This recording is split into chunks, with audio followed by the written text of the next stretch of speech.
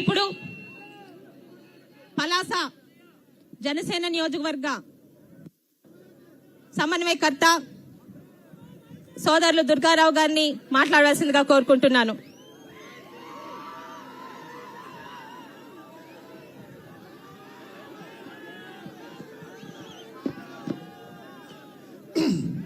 జై జనసేన, జై జనసేన, జై పవన్ కళ్యాణ్, జై తెలుగుదేశం, జై చంద్రబాబు నాయుడు. యువ నాయకుడు 3132 కిలోమీటర్లు పాదయాత్ర చేసి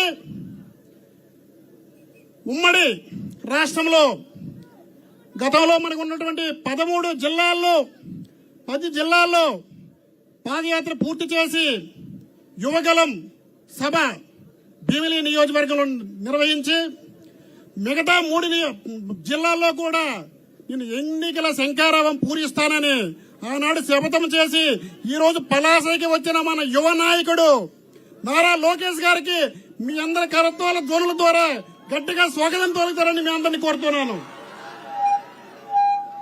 ఒక పేపర్ దొంగలించిన వెధవ ముఖ్యమంత్రి అయితే స్టాన్ఫర్డ్ యూనివర్సిటీలో స్టాండర్డ్ డిగ్రీ చదివిన మన యువ నాయకుడు నారా లోకేష్ గారు. ఇద్దరిది పోలిక. ఎక్కడ స్టాన్ఫర్డ్ యూనివర్సిటీ, ఎక్కడ మా బర్కత్పూర్ యూనివర్సిటీ. అలాంటి వ్యక్తితో ఈరోజు మనం పోరాడాల్సి వస్తుంది.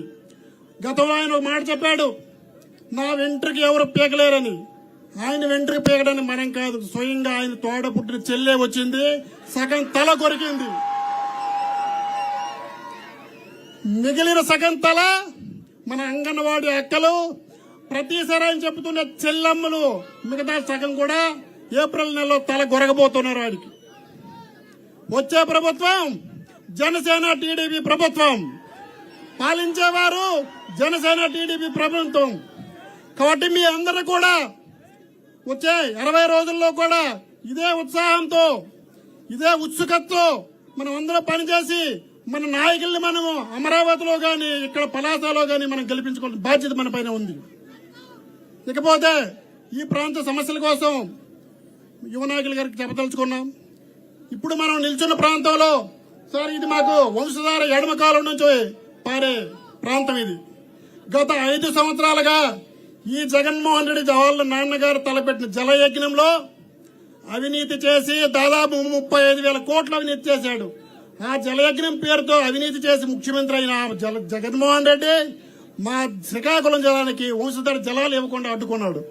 ఈ 5 సంవత్సరాల్లో కూడా మా వంశధార ఎడమకాల ప్రాంతానికి నీరు రాల, ఎడారి ప్రాంతంగా మారింది.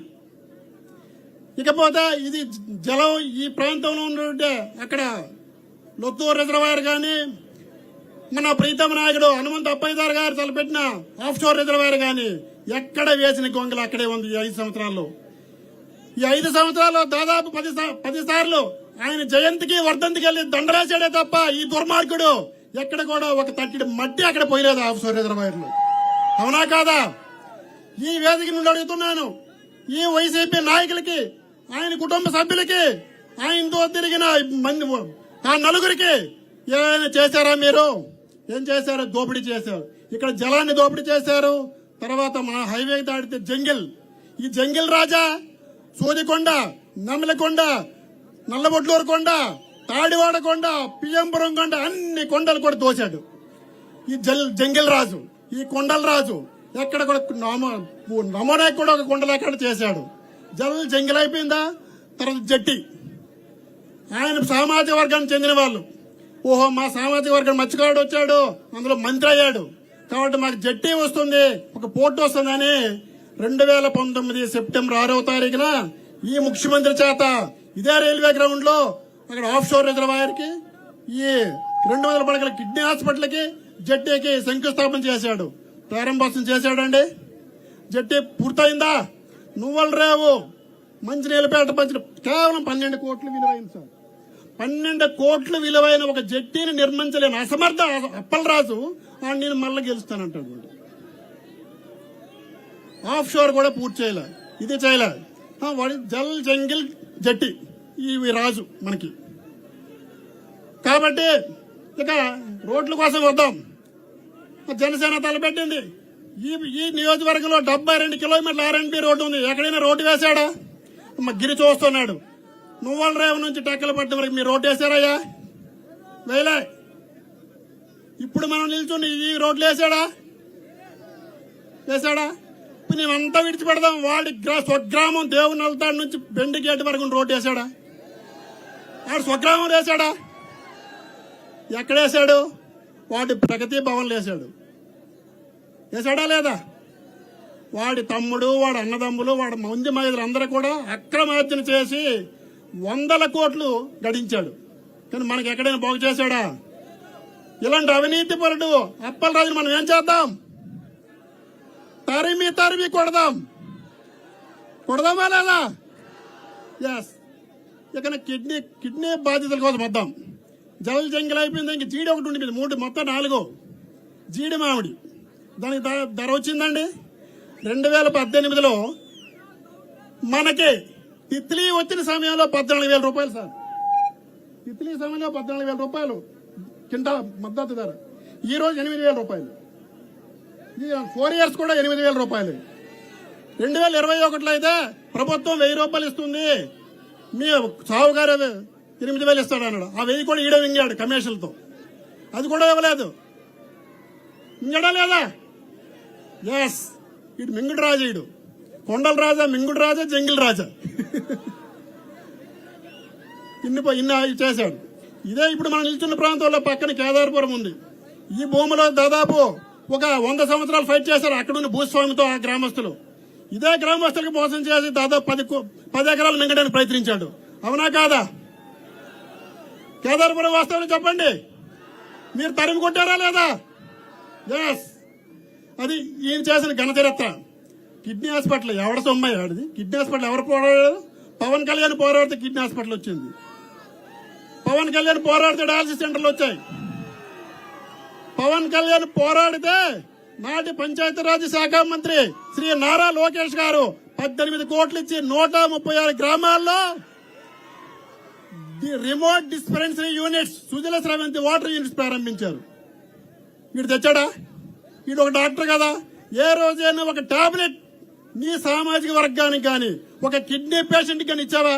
ఒక మెడికల్ క్యాంప్ పెట్టావా? మరేం చేసావా? నువ్వు ఏమి చేయలేదు. కాబట్టి కిడ్నీ బాధితుల కోసం ఎవరైనా చేశారు అంటే అది శ్రీ పవన్ కళ్యాణ్ గారి పోరాటం, జనసేన పోరాటం వల్లే తప్ప, చంద్రబాబు నాయుడు గారు విడుదల చేసిన నిధుల వల్లే తప్ప వీళ్ళ వల్ల ఒక్క పైసా కూడా ఎవరికి న్యాయం జరగలేదు. ఈ రోజు జల్ జీవన్ మిషన్ కోసం నిన్న ఏదో పెట్టున్నారు, వాట్సాప్ లో చూశాను. 700 కోట్లు ప్రాజెక్ట్ అంట. అరే ఎవడ తొమ్మయ్యాది 700 కోట్లు? నరేంద్ర మోడీ గారు 2019 ఆగస్టు 15వ తారీఖున ఈ భారతదేశంలో ఉన్నటువంటి 17 కోట్ల ఇళ్లకు కూడా ప్రతి ఇంటికి కుళాయి ఇవ్వాలని చెప్పేసి 3,50,000 కోట్లు ప్రకటించారు. దానిలో భాగంగానే ఆ 700లో 350 కోట్లు కేంద్ర ప్రభుత్వం ఇచ్చింది. వీడు నాబార్డు కాళ్ళు నాకుని బూట్లు నాకి అప్పు తెచ్చుకొని 2022లో జరగవలసింది ఈ రోజు చేశాడు. ఏ ఊరైనా నీరు వస్తుందండి? కుళాయి నీరు వస్తుందా? ఏమొస్తుందండి మనకి? వాడి అవినీతి పెరిగిందే తప్ప మనకి అభివృద్ధి జరగలేదు. అభివృద్ధి జరగాలని ఏం చేయాలి? జనసేన టీడీపీ రావాలి. కాబట్టి చివరిగా పెద్దలుగా విన్నవించుకునేది, వాళ్ళ నాన్న వేసిన పునాది రాయి ఆఫ్షోర్ రిజర్వాయరు, ఆయన పాదయాత్ర చేసినట్టు నాకు కళ్ళ వెంబడి నీరు వచ్చింది అన్నాడు. ఆ కళ్ళ నీరుతో కూడా మన పొలం తడవలే జగన్మోహన్ రెడ్డి నీళ్లు. కాబట్టి మన ప్రభుత్వం వచ్చిన వెంటనే ఏదైతే అసంపూర్తిగా ఉన్న జలాశయాలు ఏవైతే ఉన్నాయో, ఆఫ్షోర్ గాని, లొత్తూరు గాని, ఈ 2 కూడా పూర్తి చేసి ఈ ప్రాంతం సస్యశ్యామలం చేయడానికి మీరు కంకణబద్దులు అవుతారని మీకు విన్నవించుకుంటున్నాను.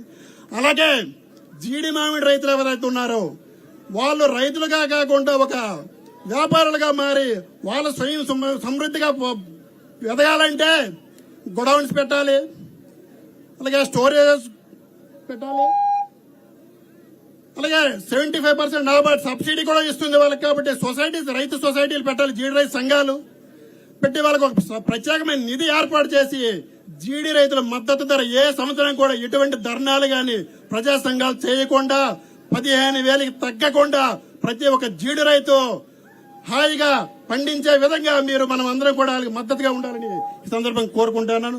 అలాగే మత్స్యకారులు కరోనా టైంలో తెలిసింది ఎంత వలసలు ఉన్నారనేది.